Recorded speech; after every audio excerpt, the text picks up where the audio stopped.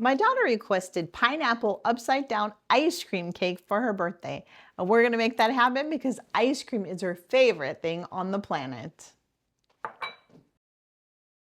I wanna show you how to make this quick and easy. So first, you're just gonna take the cake mix, the yellow cake mix.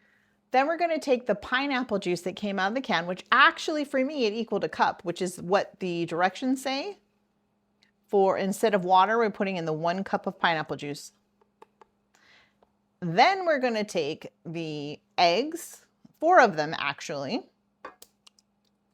because we want it super moist. And then we're gonna take 1/4 of a cup of oil.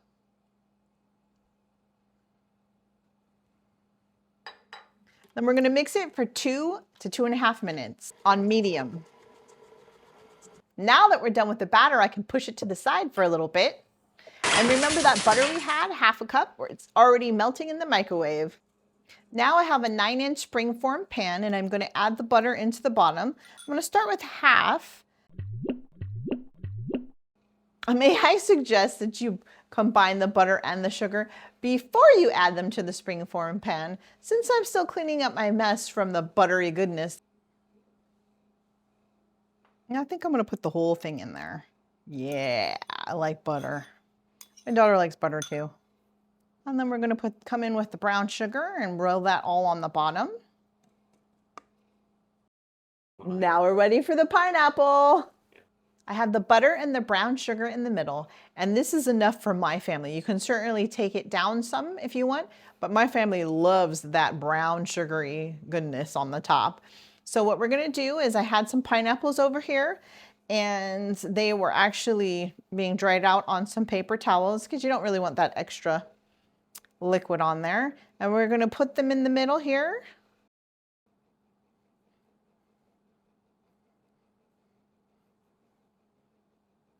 And there's gonna be one's gonna fit right in the middle. So we've got 7 going here. You can certainly cut some pieces up if you want and put them around, but my daughter likes the maraschino cherries. So I'm gonna actually add extras of those on here.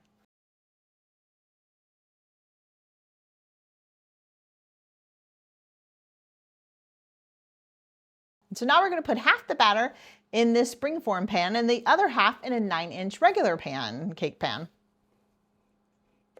And they were, of course, prepared. So it's gonna just go right over the top. We're gonna pop these in the oven for about 20 to 25 minutes. So we took them out of the oven and it's been 15 minutes. So I went ahead and flipped this one out and you can see how beautiful the layer is. And then this one we're gonna actually let cool directly in the springform pan. We're gonna scrape the edges. I'll do that now actually. So I'm gonna let it cool for another 15 minutes in the pan before I flip it over and allow it to cool completely. So it's completely cooled and I let this ice cream sit on the counter for a little bit so I can scoop it up and spread it on easily to the layer with fruit on it. Okay, so I'm using a warm spatula to spread it around. I could have probably set this ice cream to cool a little bit more.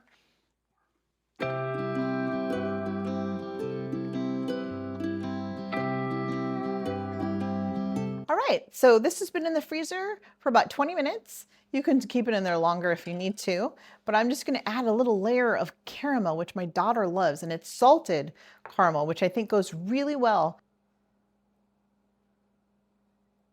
Just gonna add some in there. Don't take it all the way to the end. Okay, and now it did kind of go a little bit to the edge, but it's not flowing over.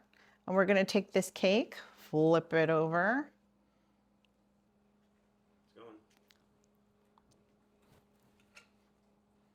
Okay, so I will admit, I didn't keep it in the freezer long enough and I pulled it out and I started to see that it was a little bit melty. So I had to put it back in the freezer and I actually kept it in there this time for 2 hours. So let's see how it looks. I have to turn it upside down first. So we gotta turn it upside down, put our pan down, flip it over, kind of put it where I want it, which is in the middle here.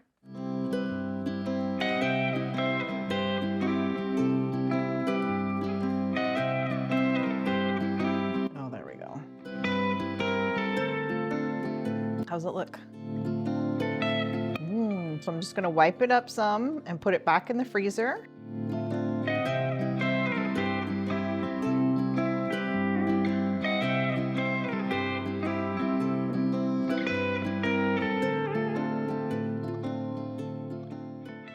Please like and subscribe so I can stop pining over it.